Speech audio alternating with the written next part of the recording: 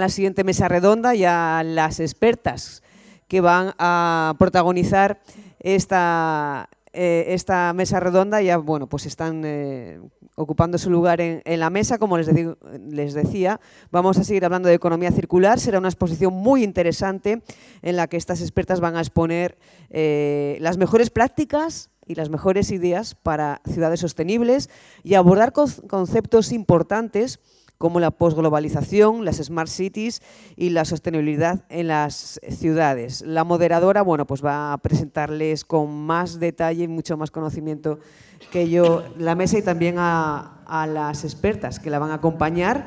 Ella es Rocío Torres Mancera, que es consultora ejecutiva, psicóloga, profesora, conferenciante, coach, en definitiva podría seguir.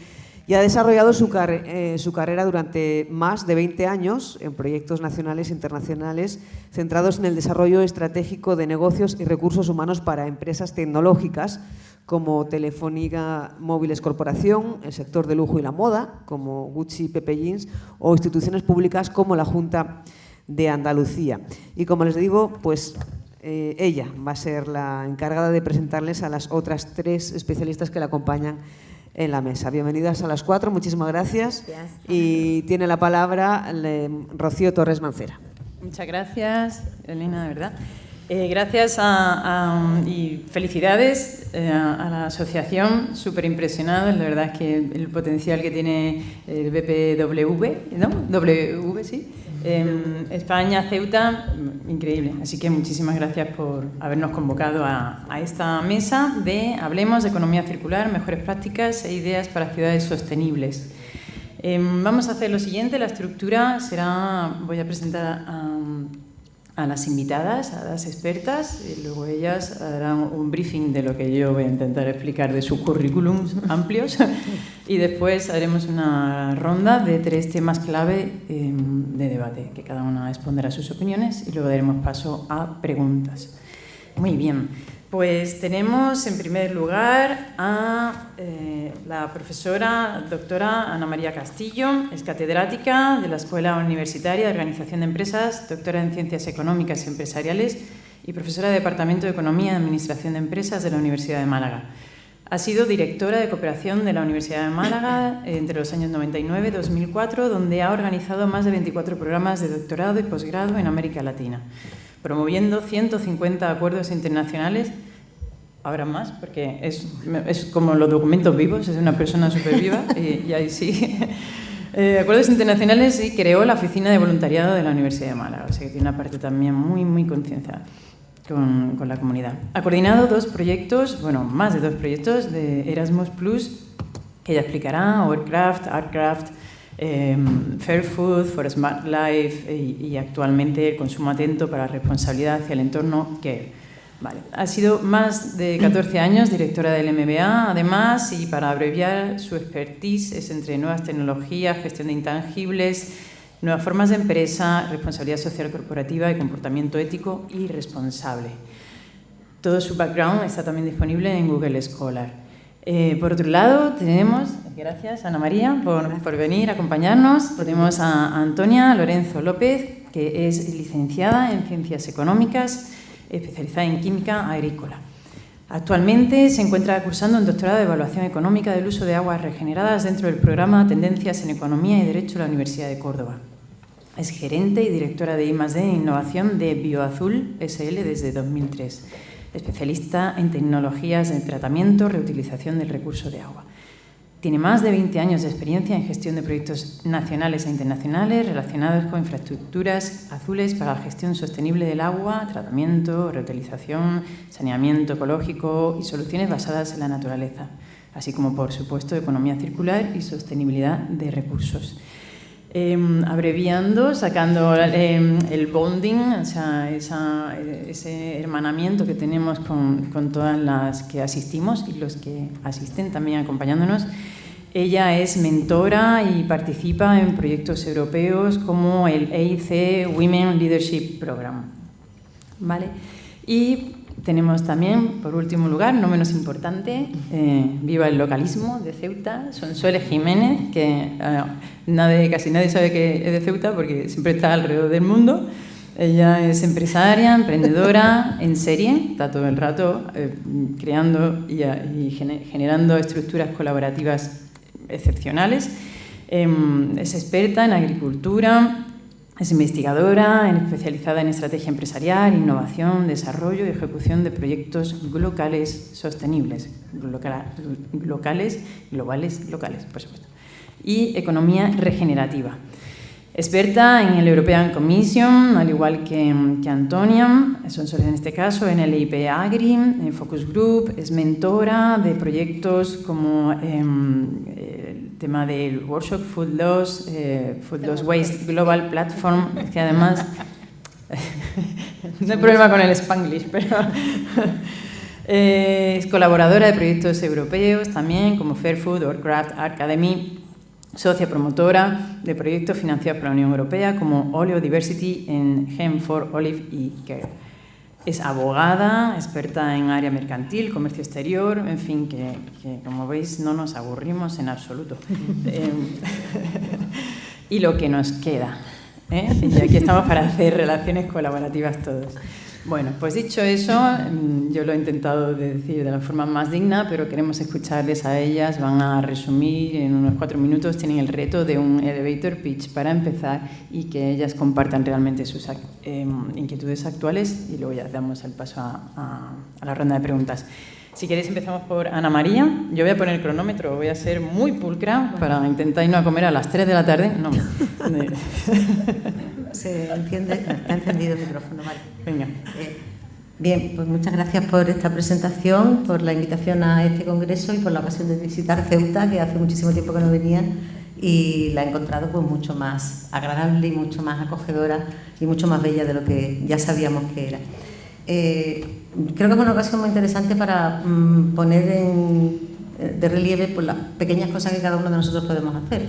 Yo soy profesora universitaria, mi dedicación digamos, mi vocación por este tipo de temas empezó ya con mi tesis doctoral, que la leí hace ya pues 30 y muchos años, y que trataba sobre responsabilidad social corporativa cuando nadie sabía lo que era eso, ¿no? Y ya entonces, y lamento discrepar de lo que decía Clara Arpa, la responsabilidad social no era solo devolverle a la sociedad lo que le habíamos quitado con las empresas, o lo que las empresas habían absorbido de la sociedad, sino que la responsabilidad social corporativa, el verdadero concepto, es proactivo, es adelantarse a los problemas, es anticiparse y es ir desarrollando, digamos, una estrategia de anticipación y una estrategia de contribuir positivamente al progreso de la humanidad y al progreso de la sociedad. Y el aspecto medioambiental, evidentemente, es una de las patas más importantes de la responsabilidad social, pero no solo el único, porque la responsabilidad social también tiene una, digamos, vocación económica, tiene que hablar de negocios sostenibles desde el punto de vista económico, que sean de verdad rentables, porque si no, no tiene sentido tener un negocio para que detraiga más recursos de los que luego es capaz de generar.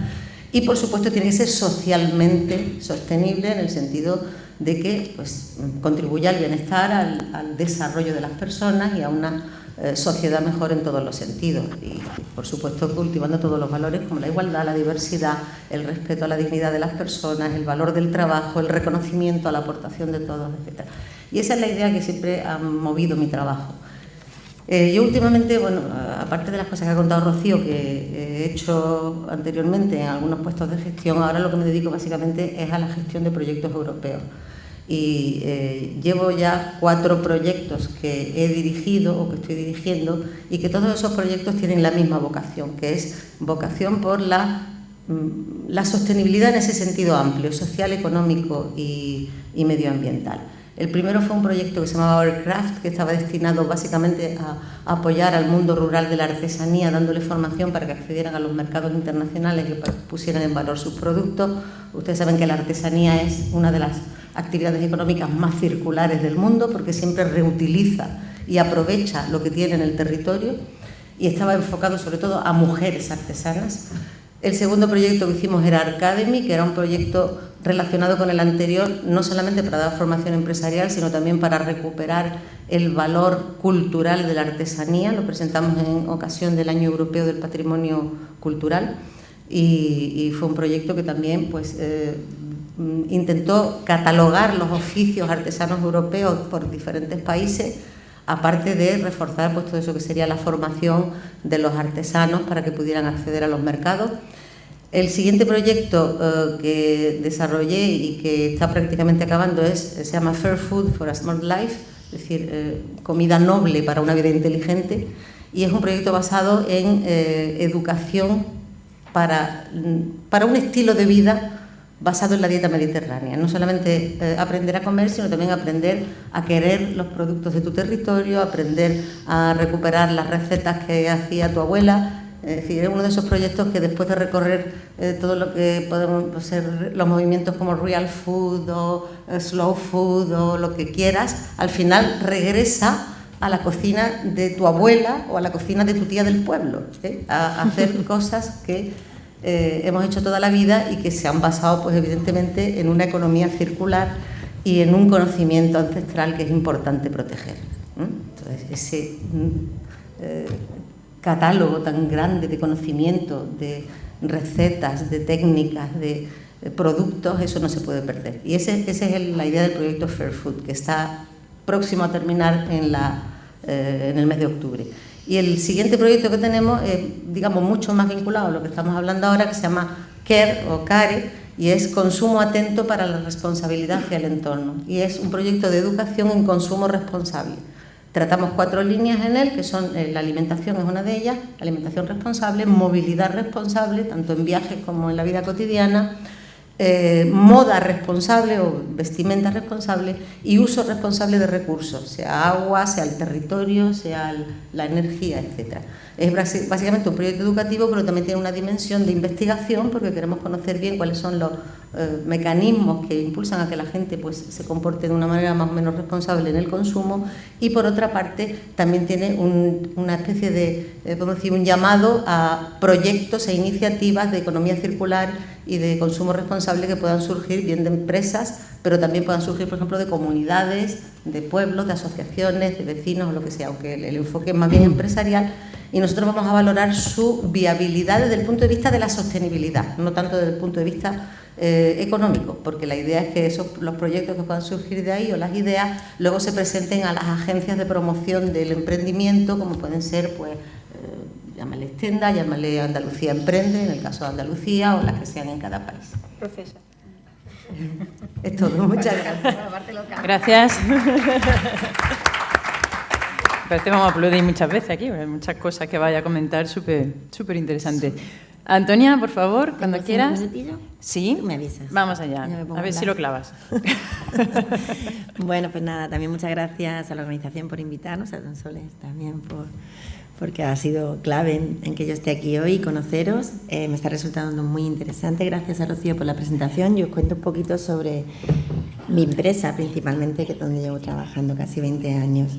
En mi caso, y yo creo que como muchas empresas, Viafuel es una ingeniería y una consultoría de agua. Lo que nosotros desarrollamos son soluciones ecoinnovadoras para la gestión sostenible del recurso y sobre todo trabajamos en tratamiento, en reutilización y en recuperación de sustancias de valor que puedan estar en esas aguas y que luego formarán parte como materias primas secundarias de otros procesos productivos. Entonces, nosotros llevamos trabajando en esto 19 años, antes de que en el 2015 la Comisión Europea lanzara el paquete de economía circular, que me parece un hito muy importante a tener en cuenta porque con ese apoyo realmente empiezan a suceder cosas y empieza a haber compromisos y empiezan a forzar a los países miembros a transitar, ¿no?, de la economía lineal que tenemos actual hacia la economía circular. El agua, además, es un recurso limitado y muy importante, pero ha sido el gran olvidado en los esquemas de la economía circular. Hay un grupo muy interesante de CONAMA, que es Agua y Economía Circular, que sí ha puesto de manifiesto la importancia del agua, y ahora con la sequía y bueno, todo lo que estamos padeciendo, bueno, efectos del cambio climático, claro, pues parece que está tomando más relevancia, ¿no? Entonces, la economía circular normalmente se ha enfocado en residuos sólidos, en flujos de materiales, pero el agua también es muy importante, y hablamos que la planificación hidrológica, por ejemplo, sería un análogo a lo que es el ecodiseño en economía circular, ¿no? Como os he dicho, somos una ingeniería, una consultoría. Nosotros estamos digamos, nuestra motivación es contribuir a la resolución de los retos sociales, pero el agua es muy transversal, lo empapa todo, y entonces nosotros trabajamos en el digamos, Objetivo de Desarrollo Sostenible número 6, sino que también trabajamos en producción sostenible, en el número 12 de ciudades y comunidades sostenibles. Bueno, digamos que participamos con nuestros desarrollos en la consecución de estos objetivos. Bioazul es parte, es firmante del Pacto Mundial de Naciones Unidas, y también somos firmantes de otra iniciativa de Naciones Unidas que se llama el CEO Water Mandate, que está muy enfocado en empresas, en lo que es el sector privado, con el compromiso de, digamos, avanzar en la sostenibilidad del uso de recursos también en nuestros procesos productivos y cómo hacemos las cosas, ¿no? ¿Y por qué el agua es tan importante? Bueno, pues el agua es tan importante como la energía. O sea, sin agua no hay nada, no hay proceso, o sea, no sucede nada, ¿no? Incluso para producir energía necesitas agua. Pero el agua cada vez, digamos, está menos disponible o no está disponible cuando la necesitamos. Con el cambio climático, digamos, los fenómenos meteorológicos han cambiado mucho y llueve mucho, pero luego hay grandes periodos sin llover. Y además la calidad de las aguas que tenemos también está muy afectada, ¿no? Por tanto, el agua es primordial. En nuestro caso, que nos enfocamos en tratamiento y en reutilización, el 85% de las aguas del mundo, de las aguas residuales a nivel mundial, urbanas, no están tratadas. O sea que hay un trabajo muy importante que hacer, y una vez que estas aguas se traten, que son, digamos, están como consecuencia de este no tratamiento, producen muchos problemas de contaminación, sobre todo de fuentes de agua dulce, que las vamos a necesitar también. Bueno, pues una vez que se hayan tratado, pues luego se pueden regenerar. Y regenerar, básicamente, darle circularidad al agua. Entonces lo que pretendemos es cerrar esos ciclos de agua y en algunos casos también, como he dicho antes, cerrar los ciclos de algunas sustancias de valor que están ahí. Nosotros trabajamos en reutilización en agricultura, por ejemplo. Entonces las aguas residuales urbanas son muy ricas en fertilizantes, y lo que hacemos es proponer tecnologías o soluciones que permiten esa reutilización, y el agua es una solución nutritiva que no solo sirve para regar, sino sirve para para fertilización, ¿no? La regeneración, también se puede utilizar agua regenerada en ciudades, ya hablamos de ciudades transfronterizas, por ejemplo. Promovemos mucho este tándem de infraestructura azul e infraestructura verde. El agua residual urbana es una fuente continua, da igual que llueva, que no llueva, siempre vamos a tener agua residual urbana. Las predicciones, además, son que en el 2050 el 66%, un poquito más, de la población va a vivir en ciudades, y vamos a ser 10.000 millones en el 2050. Bueno, pues a toda esta población hay que servirle con estaciones depuradoras de aguas residuales, y este agua residual luego es una fuente potencial muy potente para regeneración. Por eso nosotros hemos apostado por tratamiento y reutilización. La reutilización es una medida muy potente, reconocida, de adaptación al cambio climático. También trabajamos en regeneración a nivel industrial y promoviendo esquemas de simbiosis industrial. Nosotros siempre decimos que el agua residual y la agricultura, por ejemplo, o el agua residual y la industria, están condenadas a entenderse, porque ahí es donde van a tener el recurso que no tienen de las fuentes convencionales por los efectos del cambio climático y la contaminación de recursos, ¿no? Bueno, desde Bioazul no sé lo que me queda, ¿ya? Bueno, simplemente deciros, para terminar, trabajamos en proyectos, luego a lo mejor en alguna pregunta tengo más tiempo. Trabajamos en proyectos nacionales e internacionales. Desde nuestra creación hemos participado en 71, 65 de los cuales son a nivel internacional, proyectos financiados por la Comisión Europea, por la iniciativa Prima, bueno, diferentes organismos donantes, siempre para innovar en el sector del agua y poder ofrecerle a nuestros clientes, pues, las soluciones más innovadoras para esta gestión sostenible. Y hasta aquí. Muchísimas gracias. Muchísimas gracias, Antonia. También muy interesante lo que nos queda. Sonsoles, cuando quieras. Bueno, yo muy rápidamente querría darle en primer lugar las gracias a la organización y sobre todo a Sony por invitarnos y bueno, y a vosotras por querer acompañarme, ¿no?, en todas las aventuras que os propongo. Y darle la enhorabuena a Antonia también, porque estando en el foro la han invitado a participar en el Congreso de Naciones Unidas del Agua, ¿vale?, que se celebrará el año que viene en Nueva York. Entonces, pues Bueno, si me permitís, porque obviamente creo que principalmente por la emoción para mí, yo como persona de Ceuta, pues este tipo de foros y más protagonistas, pues bueno, al final, bueno, soy una persona, quien me conoce, pues muy emocional. Entonces, pues básicamente me vais a ver leyendo unas líneas de presentación. Me gustaría hacerlo bot, pero bueno, las tengo y sí me gustaría que se entendieran bien o poderlas transmitir, y sobre todo en tiempo y forma. Pues bueno, hablando del tema que nos ocupa, ciudades sostenibles pues son aquellas cuyos ciudadanos, sin más, pues son sostenibles. Es decir, respetuosos con ellos, en primer lugar, con los demás y con su entorno, del que además forman parte. La preservación de este es clave para su supervivencia. Esto y el sentido común.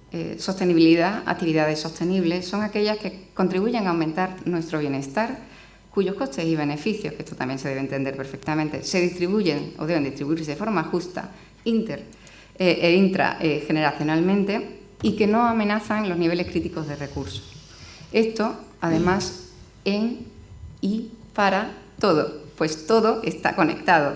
Nuestras actividades, tanto en el plano personal como el profesional, cada sector, cada decisión. Por tanto, es clave considerar y actuar en todos los ámbitos. La economía circular, la circularidad, es un paso más allá en la sostenibilidad. Dentro de la economía regenerativa, de la búsqueda de prosperidad que pasa por mejorar holísticamente en congruencia con nuestro propio ser natural, partícipe del ecosistema. Parece algo complicada su implementación, el de la circularidad en sentido amplio, principalmente en el corto plazo. Pues implica, entre otras cosas, que cambiamos nuestras conductas, empezando por nuestro nivel de conciencia y reconocimiento de la situación, así como la generación de nuevos hábitos sostenibles de los que, para acelerar y asentar el proceso, deberíamos convertirnos en abanderados. En cualquier caso, es una exigencia para todos, desde una posición informada y compartida, pues no se trata de una moda, ni tan siquiera de una modernidad, invención o innovación. Pasar de fuente productora, me refiero al ser humano, de desperdicios, desechos o destrozos, a considerar integrar prácticas encaminadas a una mejor utilización de los recursos de que disponemos. El coche que cojo para cualquier cosa, aunque sean 10 minutos andando y me pasé 30 o 40 intentando aparcar, la comida que desperdicio sin darle ninguna importancia, las luces que me dejo encendidas, el agua que se me olvida cortar, que desperdicio porque no necesito. Tirar basuras indiscriminadamente por no disponer de medios sencillos para que los ciudadanos o las empresas puedan separar fácilmente los residuos, o que simplemente una persona en el siglo XXI arroje papeles al suelo, ¿no? ¿Qué pasa cuando eso sigue sucediendo, ¿no? ¿Qué pasa a esa persona? ¿Qué ha ocurrido, ¿no? Con la sociedad también para que eso siga sucediendo? O mantener o tener instalaciones a sabiendas ineficientes con el desarrollo tecnológico y la cantidad de soluciones, 000, que existen, o que nos quedemos en la crítica en vez de la exigencia. En cualquier caso, independientemente del reto, siempre confío y debemos confiar en nuestra capacidad de reconducir situaciones, sobre todo en momentos de inflexión como este. No solo por la inercia de los acontecimientos, los diferentes programas y fondos impulsados desde casi todas las instancias, sino por las nuevas generaciones cuyos intereses, querencias, motivaciones demandan un mundo inclusivo, diverso y natural. La tecnología es una gran aliada, pero la transición no puede ser tecnológica, al menos no exclusivamente. Necesitamos, como queda dicho, cambiar comportamiento y aprovechar este momento. Aunque a muchos pueda sorprender, a lo largo de los siglos, Ceuta ha sido ciudad de referencia a nivel internacional y ejemplo de ciudad sostenible y resiliente. Viendo el estado de algunas zonas y sobre todo de mucho patrimonio y su gran riqueza puede llamar la atención, pero como dice, quien tuvo, retuvo. Seguimos en pie y si hemos sido referencia, este es el mejor momento para ponerlo en valor, aprendiendo de nuestra historia, aprovechando la inercia actual, así como todas las buenas prácticas existentes en muchos lugares aplicables o incluso mejorables en nuestra ciudad por su propia idiosincrasia, que además la podría convertir en ejemplo de muchas otras en similar situación. Podemos volver a ser, más allá de siempre, haber sido una ciudad de alto riesgo, aquella que exportaba la cerámica más fina y delicada del mundo, aquella que exportaba diseños innovadores de infraestructura en época medieval, o que se veía a la que se venía para copiar sus doblones de oro o comprar su papel, que era marchamo de calidad. Ceuta, aunque le extraña, tenía su propia fábrica de papel y el papel de Ceuta, con su timbrado, era reconocido y anhelado en todo el mundo. Estamos en un momento ideal para crear riqueza sostenible más allá del aspecto económico, pues al contribuir a preservar y sobre todo a la prosperidad de nuestro entorno, del ecosistema en el que se desarrolla nuestra vida, estamos contribuyendo a nuestra propia trascendencia, a alimentar esas necesidades que los seres humanos tenemos y que son claves para nuestro bienestar y felicidad. Muy bien, madre mía, qué capacidad de resumen. Muchísimas gracias por los esfuerzos. No es nada fácil resumir todas las pasiones que nos llevan trabajando tantos años en 5 minutos, o sea que muchísimas gracias. Y ahora vamos a hacer un poco, porque hasta ahora como le metemos un poco de humor, si no ya vamos saliendo más la hora de la comida que el contenido, ¿no? Nuestra labor aquí en esta mesa es poner en valor ese trabajo de I+D+I, esa transferencia de conocimiento universidad, empresa. Aquí estamos como los Monty Python, es decir, nos podríamos hablar todas de doctora, futuras doctoras, las dos, doctora, ¿no? Entonces, doctoras, abrimos el melón, lanzamos la primera cuestión, ¿vale? Espero que os resulte interesante. El primer tema es la postglobalización. Traigo datos recientes. En la London School of Economics, el profesor Andrés Velasco ha dicho recientemente que se espera que surja una variante de la globalización más moderada, pero también, a su vez, más sostenible y duradera. En la Universidad de Harvard, también el profesor Dani Rodríguez cree que se está formando un nuevo consenso en torno al productivismo que hace hincapié en la economía real, el trabajo y el localismo en lugar del sector financiero, el consumismo y el globalismo.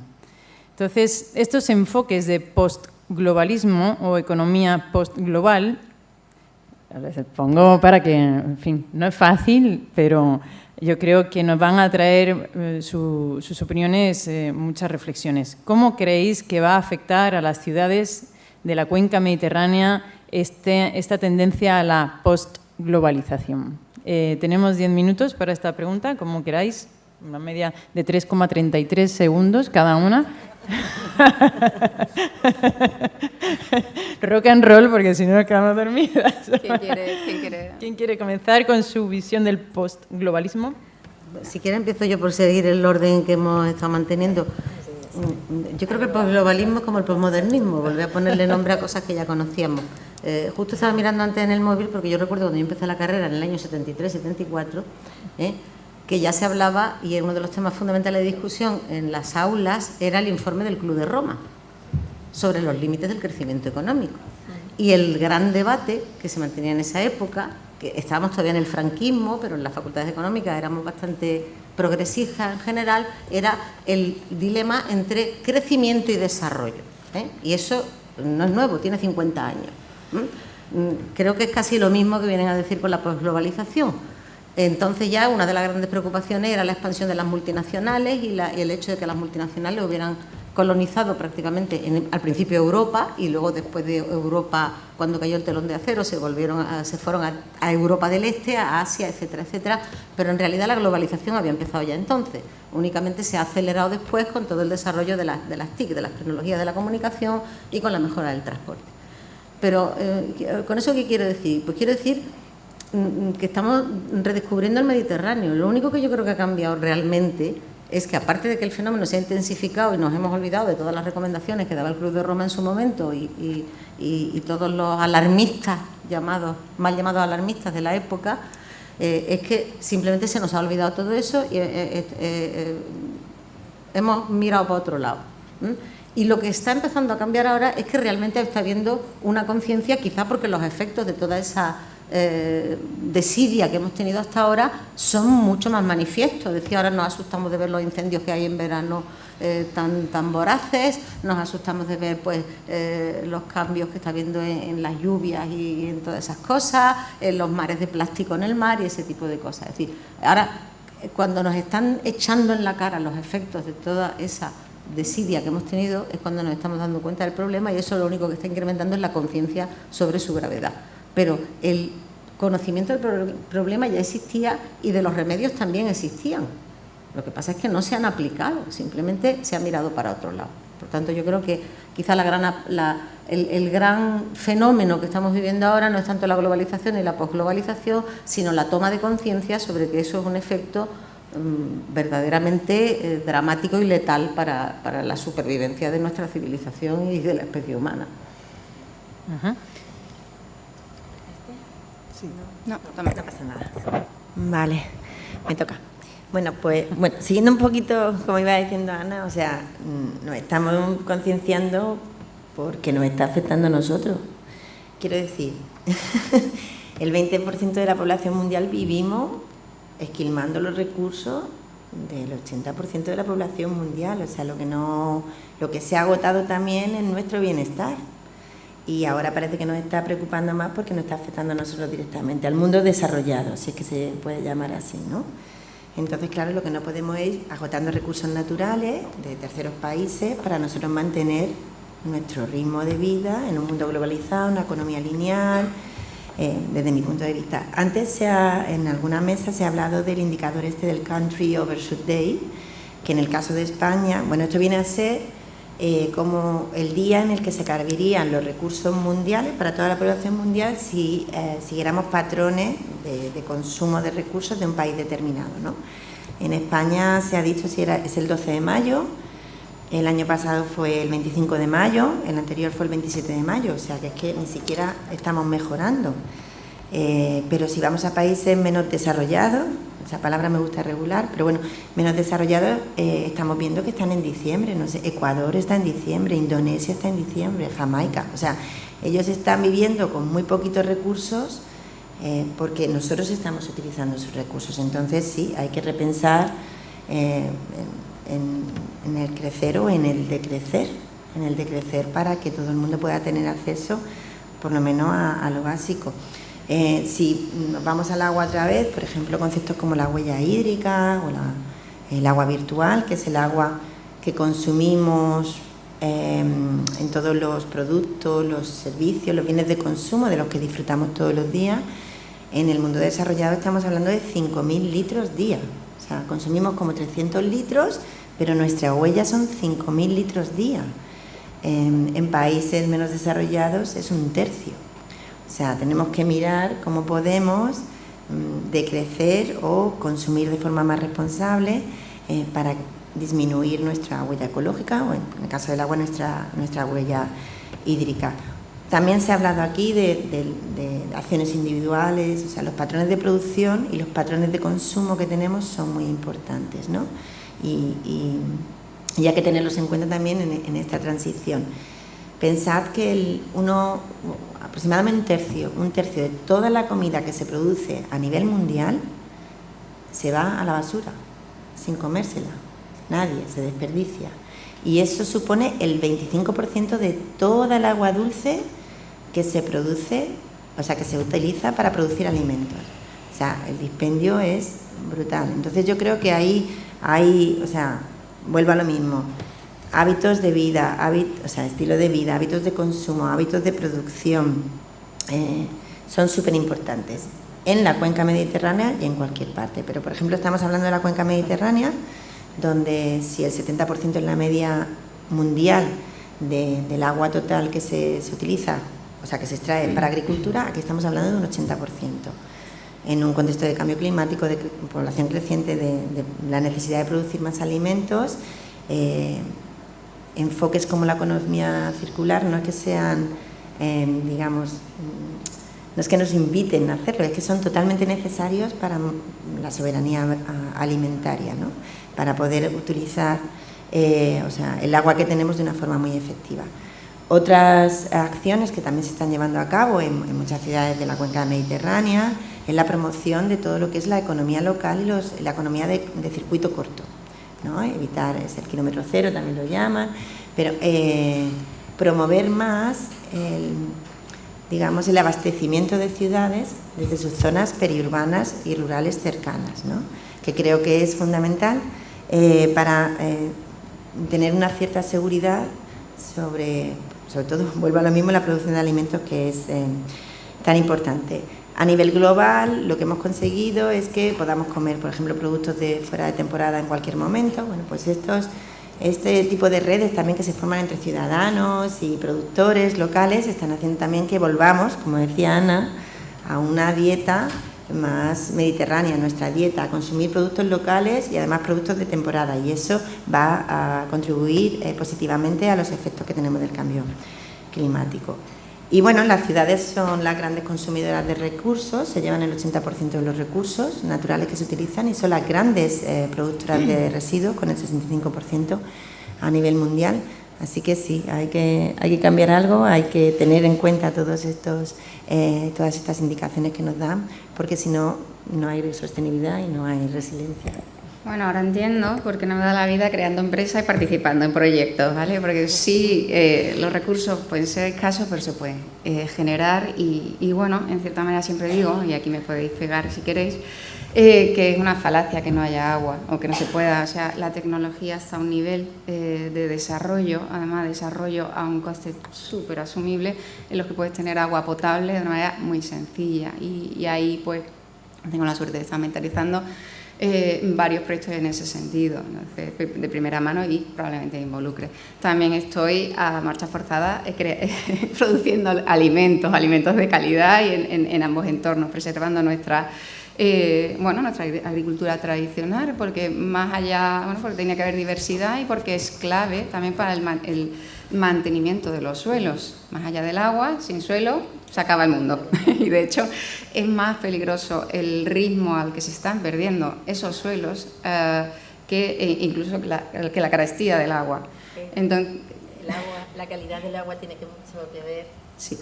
Pero bueno, como la podemos producir, es la buena noticia, la tecnología nos permite eso, igual que nos permite la producción de alimentos de muchísima calidad, con un sabor espectacular, en las cantidades que necesitemos en espacios muy, muy reducidos, que además utilizan cero recursos, o casi cero, ¿vale? No me mire cuando termine el prototipo, te lo enseñaré, y verás que no solo no consumen recursos, sino que los generan. Bueno, dicho lo cual, ese sería mi perfil, supongo.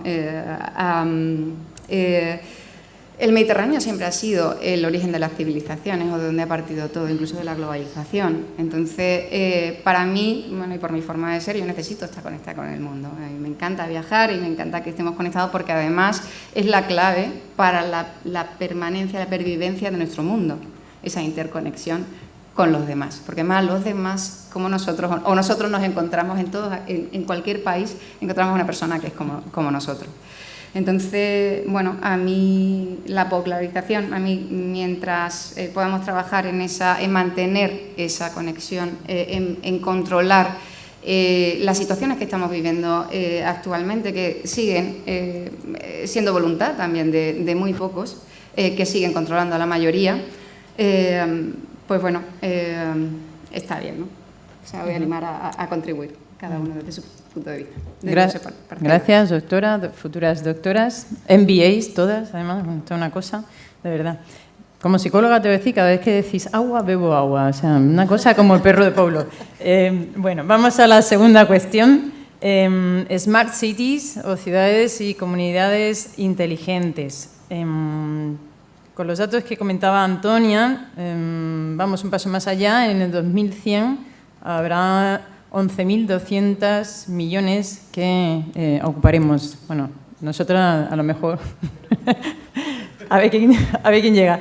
Ocuparán el planeta, seguiremos aquí. Entonces, bueno, esa migración a las ciudades está provocando que servicios e infraestructuras estén llegando a sus límites en términos de escalabilidad, medio ambiente y seguridad, a medida que se adaptan para apoyar este crecimiento de la población. Las soluciones innovadoras son imprescindibles, se han comentado algunas esta mañana, 3 ejes principales: gestión optimizada, producción de energía, modelos empresariales integrados. Entonces, dada vuestra experiencia en proyectos innovadores e internacionales, aprovechamos aquí para conocer, nos encantaría conocer algunos casos de éxito vividos por vosotras como profesionales, con vuestros equipos, y los retos que estáis trabajando actualmente para capacitar de una mayor inteligencia, entre comillas, a municipios y comunidades. Bueno, seguimos con la misma ronda, ¿no? A mí me gusta más la visión micro. Cuando digo la visión micro quiero decir bajar al suelo. ¿Por dónde empieza todo? Empieza por las personas. Creo que nos estamos olvidando, incluso en los temas que han mencionado, que son evidentemente importantísimos, gestión de los recursos, de la energía, etcétera. ¿Y la educación? Quiero decir, al final todo empieza ¿por qué? Pues empieza, como ha comentado Sonsoles al principio, por apagar esa bombilla que nos hemos dejado encendida y que no hace ninguna falta, por tener 2 relojes en vez de 15 y un par de zapatillas de deporte en vez de tener otras 15. Es decir, básicamente todo empieza por el hecho de que nos concienciemos de que la mayoría de las cosas que utilizamos y gastamos no las necesitamos. No las necesitamos. Y hasta el día en que eso no se nos meta en la cabeza a todo el mundo y lo pongamos en práctica, podemos crear todos los grandes programas que sí, que funcionarán y aportarán, pero al final no llegarán a donde tienen que llegar, que es a la gente, porque digamos, la actividad humana es el resultado del comportamiento individual de muchas personas, de muchas pequeñas empresas y de muchos individuos y pequeñas comunidades, y no solo de las grandes ciudades o de las grandes empresas o de los grupos que pueden tener un impacto significativo. El impacto más grande es la suma de los pequeños impactos, y eso pasa por una concienciación colectiva y por un, digamos, modelo de vida para el que no nos han educado. O quizá para el que no han educado a las generaciones que no son tan mayores como yo, porque desde luego yo sí que me eduqué en un marco de austeridad donde tenías un par de zapatos de diario y un par de zapatos de vestir y un vestido de domingo y un reloj nada más, no tenías 15 relojes. Y hasta que no se te rompía una cosa no te comprabas la siguiente, es decir, no ibas acumulando cosas innecesariamente, y cuando algo se rompía, como comentaba antes Clara Arpa, se reparaba. Y hasta que no lo habías reparado 15 veces y ya realmente no tenía ningún arreglo, no lo tirabas y lo cambiabas. Y eso es una cuestión de mentalización, y esa mentalización surge de la educación, y eso ocurre en las casas, en las familias, no solo en el colegio. No podemos externalizar la educación en valores de nuestros hijos, de nuestros jóvenes, a los centros educativos. Lo mismo que externalizamos la seguridad o la limpieza o el mantenimiento del ascensor. No. Por lo tanto, yo creo que eso tiene que ver mucho más con el software de la sociedad, el software social, y no tanto con el hardware, que son todos esos grandes proyectos o programas pues para utilizar mejor los recursos, que no digo que no sean necesarios, pero que nunca van a ser tan eficaces si no van acompañados de esa educación y de esa contribución individual al buen uso de los mismos. Ana, me ha vuelto a dar. No funciona, ¿no? Está subiendo el volumen. Ah, vale. Ana me ha vuelto a dar la entradilla con esto de la educación. Mi hijo siempre me dice, ya está mi madre otra vez con el agua, porque me trae delante de él todo el tiempo que no sé. Bueno, sí, yo voy a contar unos cuantos proyectitos que estamos haciendo desde BioAzul, que creo que son interesantes y van muy en línea también con el tema de la mesa. Voy a empezar con uno en un colegio. Nosotros hemos formado parte de un proyecto europeo muy grande que se llama Connecting Nature, una H2020 de 13 millones de euros, donde hemos participado varias ciudades. Yo digo varias porque Málaga era una de los socios del proyecto, y en el marco de ese proyecto hemos apoyado a un colegio de primaria para su maceto-huerto, o sea, su huerto urbano, que lo tienen en el colegio. Es fundamental para que los niños y las niñas, que realmente son los agentes del cambio, entiendan y vuelvan un poco a ligarse con la naturaleza y entiendan pues no solo la importancia de la biodiversidad, de los polinizadores, entiendan también la cantidad de recursos que se van en producir los alimentos, ¿no? Entonces, pedagógicamente es fundamental y creo que eso, como ha dicho Ana, se tiene que trabajar mucho en ese sentido. También trabajando con otros actores, tenemos proyectos que tienen que ver con la reutilización de agua en la agricultura. Ya he mencionado antes, tenemos proyectos financiados por la Comisión Europea, pero también por la Iniciativa Prima, que es un partenariado de investigación e innovación para el área del Mediterráneo y cubre países mediterráneos europeos y no europeos. Su principal objetivo es alinear todas las estrategias de I+D de estos 19 países que me han firmado el memorando de entendimiento para trabajar todos a una y con una visión y un objetivo común. En este caso trabajamos en proyectos relacionados con fertirrigar cultivos con aguas regeneradas, como os he dicho antes. De esta forma se cierra el ciclo del agua, pero también se cierra el ciclo de nutrientes y contribuye no solo a la preservación de nuestras fuentes convencionales de agua, como podrían ser acuíferos o fuentes superficiales, sino también a la descarbonización de la economía, porque lo que estamos haciendo es, digamos, en disminuir la cantidad de fertilizantes de origen químico que se están utilizando para la producción de alimentos.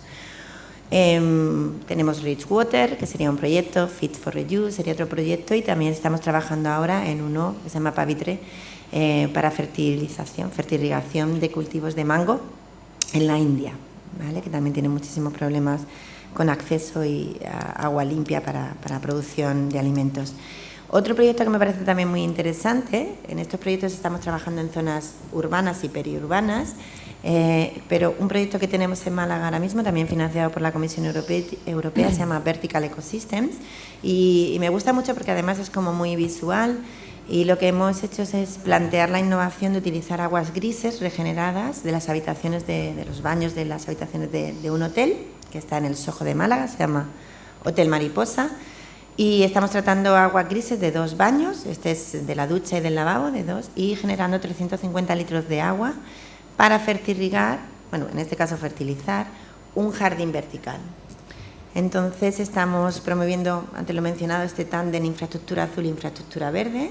Estamos haciendo nuestras ciudades más verdes y más amables y más sanas y con mayor bienestar, utilizando el agua gris, reutilizándola para regar, el jardín vertical.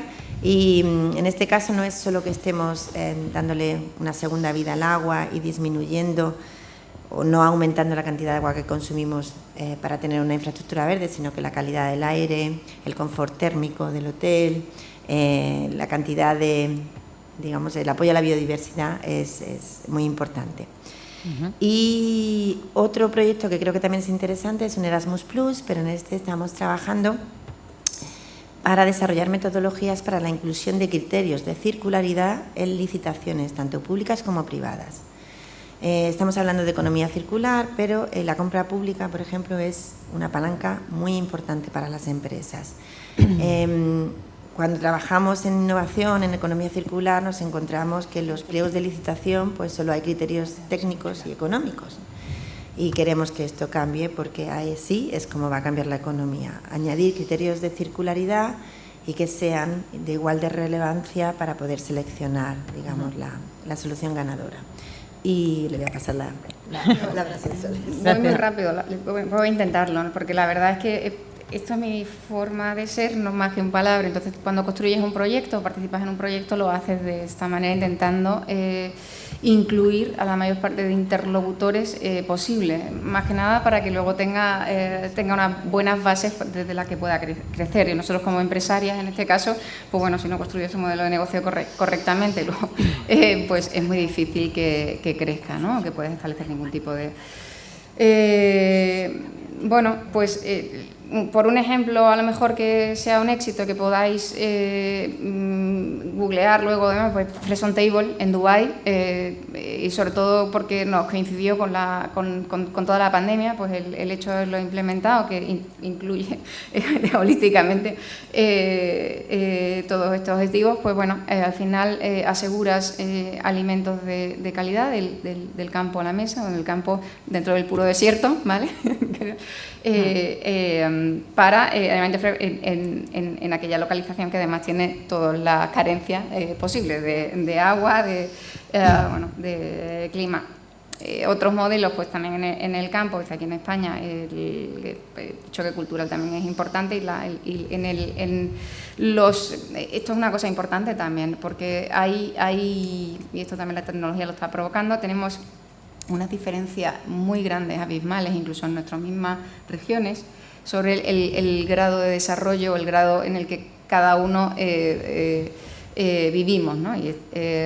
O el grado de conciencia de la evolución. Entonces, bueno, al final también es nuestra responsabilidad acercar, si queremos ser competitivos, si queremos ser sostenibles, acercar ese conocimiento de la manera que podamos, porque yo choco con las piedras, tienes una visión, la haces, y bueno, en el campo, pues por ejemplo, pues más que explicar, muchas veces lo que tienes que hacer es ejemplo, ¿no? Porque va a estar todo el mundo pendiente de lo que haces, sobre todo si te ahorras dinero, si ahí hay unos resultados visibles y luego encima pues empiezas a atraer a gente joven que tiene esas querencias pero simplemente, o esas inquietudes, pero simplemente por también las circunstancias sociales en las que por no se anima o no se atreve o se siente incomprendido, ¿vale? Para emprender o desarrollar bueno, proyectos que en ese entorno pues le van a poner todas las trabas del planeta, ¿no?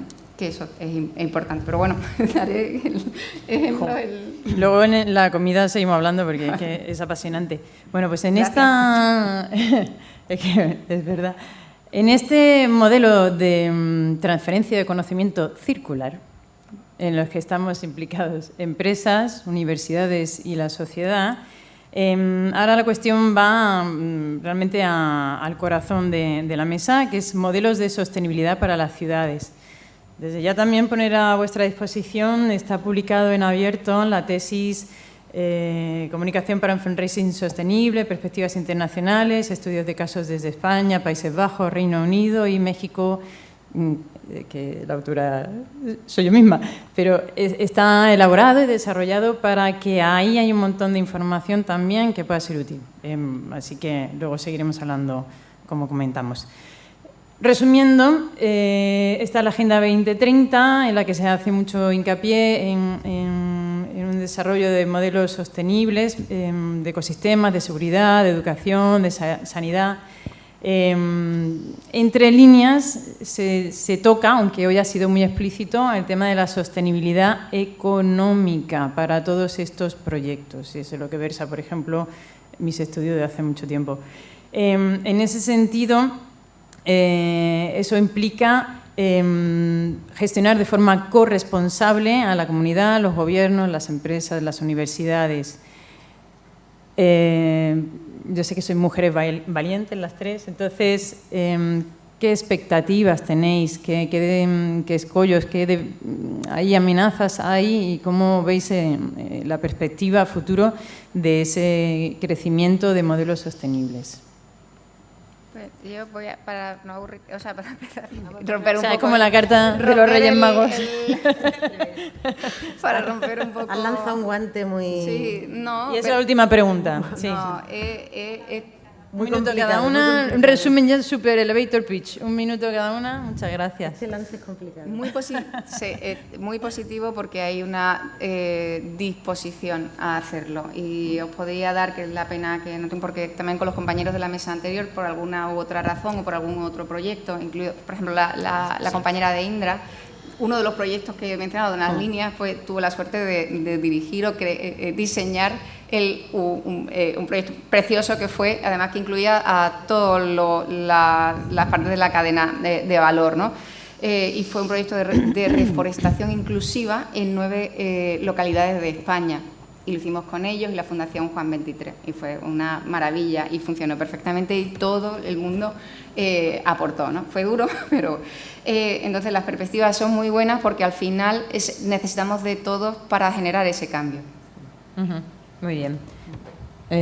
Antonia, si quieres, y cierra Venga, María. ya cierra Ana. Un poco en línea con lo que dice Sonsoles, yo creo que aquí el reto que tenemos fundamental y creo que la clave del éxito es precisamente esa participación, ¿no? La participación de todos los actores relevantes de la cadena de valor, ¿no? En los desarrollos de los planes a nivel urbano, en la implementación, en la decisión de las acciones, porque todos tenemos que sentirnos corresponsables y co-creadores de las acciones que se vayan a llevar a cabo en las ciudades donde vivimos, en las comunidades donde vivimos. Yo sé que es un trabajo muy difícil, es un trabajo que requiere de mucho esfuerzo por parte de todos y de todas las que participan, o sea, por parte de la sociedad civil, de las ONGs, por ejemplo, medioambientales, que tienen mucho que decir, de la academia, de las administraciones públicas, pero es fundamental y yo creo que hay que darnos cuenta de que las cosas ya no se pueden hacer como siempre. O sea, ahora mismo hay que hacer las cosas de otra forma. Lo que hablaba de las licitaciones con criterios verdes de circularidad o como queramos llamarlo, o sea, son fundamentales y esto es un trabajo de todas y de todos. Gracias, Antonia. Ana María. Coincido mucho en lo que ha dicho Antonia y lo que ha dicho Sonsoles también. Yo creo que hay dos palabras clave aquí. Una era corresponsabilidad, co-creación o coparticipación, o como queramos llamarle. Y creo que hay otro elemento muy importante también, que podemos resumirlo en esa frase de small is beautiful. Ajá. El modelo de desarrollo sostenible de las ciudades son los pueblos. Ajá. Creo que tenemos que volver un poco a pensar que una ciudad que crece cada año en número de habitantes, en volumen de edificación y en volumen de consumo de recursos, no es una ciudad sostenible. Eso es malo, no es bueno. Uh-huh. Y eso pasa por las autoridades, que siempre están presumiendo de que sus ciudades son cada vez más grandes y más potentes. Uh-huh. No, uh-huh. Las ciudades para vivir son cada vez más pequeñas y más manejables por la gente, más vivibles. Eso es lo que tenemos que buscar. Y eso también es una cuestión de cambio de mentalidad, de educación y de volver a unas políticas bastante distintas a las que hemos tenido. De acuerdo. Como conclusión, en un solo tuit, antes de que demos paso por si alguien tiene alguna pregunta, yo he recogido, si estáis de acuerdo, todo está ya inventado, pero continúa en desarrollo. Hay muchos proyectos, hay muchas ideas brillantes en cajones esperando una implementación real, un estímulo para la implementación. A día de hoy no llega al 60% de implementación de fondos de la Unión Europea que hay, del 100% que hay disponible, solo el 60% en España se están aplicando en proyectos. Todavía hay mucho capital esperando proyectos y gente valiosa como vosotras, como nosotras, para ser valientes y ponernos en acción. Queda así cerrada la mesa por nuestra parte. Estamos en diálogo. Si queréis hacer alguna pregunta. ¿Hay una pregunta? Sí, bueno, es muy breve porque, o sea, me encanta todo, pero me parece a veces un poquito flower power. Es decir, está muy bien que el pueblo, sí, me parece muy bien que se diga que el modelo es un pueblo para una gran ciudad y en los pueblos no hay de qué vivir. Quiero decir que esto está muy bien decirlo así, pero que esto responde a una estrategia de mucho mayor calado en cuanto a qué somos como grupo humano y dónde queremos caminar y cómo realmente somos capaces de hacer esa redistribución de la riqueza y de la producción, porque si no estamos hablando de cosas que no son tangibles. No digo que esto que estáis planteando no se pueda hacer y se haga, lo que digo es que tenemos que ser realistas en lo que tenemos, porque si luego tenemos a los jóvenes emigrando y yéndose de los núcleos pequeños, precisamente creo que ese es mi perfil y lo que trataba también de animar aquí. Más allá de las administraciones, más allá estamos nosotros, estamos las personas y podemos exigir eso y podemos trabajar en eso en nuestros ámbitos. No digo que hagáis como yo, porque puede volver loca, pero eso precisamente es la motivación. Es la motivación que busco en los proyectos que me involucro. O sea, que me involucro también tratando de aunar fuerzas y atraer a personas que me ayuden en esa visión, en esa transición. Entonces, me encanta tu aportación porque precisamente es lo que tenemos que hacer y que podemos hacer, sobre todo con el capital que estamos viendo estos días. Antonia. Voy a decir yo una cosita también. O sea, de hecho, la dinámica es muy perversa, o sea, es terrible. O sea, se abandona el campo, el tema del despoblamiento, pero a la vez te crece la población, tienes que producir más alimentos, pero no tienes a nadie en el campo, porque ya no tienes gente, básicamente porque no tienes recursos o ciertos servicios. O sea, la dinámica es totalmente perversa y este tipo de proyectos intentan poner de manifiesto que hay otras formas de hacer las cosas y hay que insistir y resistir, y hay otras formas, ¿no? Se crean, por ejemplo, para las empresas también, pues referencias que nos permiten poder ofertarlo a nuestros clientes. Los vamos argumentando con diferentes estudios que ponen de manifiesto que esto puede ser y que esa sostenibilidad no es solo ambiental, sino es económica, es social, Todos estos proyectos yo creo que están contribuyendo a romper un poco esa dinámica Modelos, tan perversa. Como Claro, conoces claro. Una imagen vale más que 1000 palabras. Es Eso, así, modelos. hacemos lo que podemos dentro de nuestras capacidades, pero vuelvo a lo que comenté al principio de la mesa, que la Comisión Europea lance el paquete de economía circular con todas sus acciones, que lo revise, que obligue a los países miembros a tener planes nacionales, y las comunidades autónomas, las ciudades autónomas se unan al carro con su... Esto es un poco, que no es de hoy para mañana, pero esto es un poco lo que está haciendo que cambie. O sea, cambiarlo todo es un trabajo titánico, pero poco a poco. Y a mí me encanta el Flower Power, me parece que es guay. No, lo digo, no, pero que hay que ser muy ambicioso, quizá a veces suena un poco así, pero eso nos permite también ser, o sea, tener Recuerda ese que tirón, en los 60 los únicos ecologistas eran los hippies, ¿eh? Nunca ha sido tan fácil estar capacitado como a día de hoy. Por ejemplo, Ana María Castellón lideró un proyecto europeo que se llama Overcraft, en el que está la síntesis de todos los conocimientos de máster de dirección de empresa de mucho prestigio, para que la gente pueda ver la oportunidad en circunstancias que si no se darían como perdidas. Personalmente, como vitalista empresarial, veo la gran oportunidad en el campo. No es fácil, porque hay que saber negociar, hay que saber exprimir al máximo los talentos. Entonces tenemos aquí dos opciones: ver el futuro muy oscuro, o nosotros como mujeres luchadoras y activas, porque no somos de sofá activismo, somos realmente activistas de lo que hacemos. No nos quedamos en un tuit, no me gusta, no, nosotras somos unas hacedoras. Entonces, hay muchos recursos y ojalá que la próxima mesa dure más, porque hay mucho que hablar. Muchísimas gracias. Sí.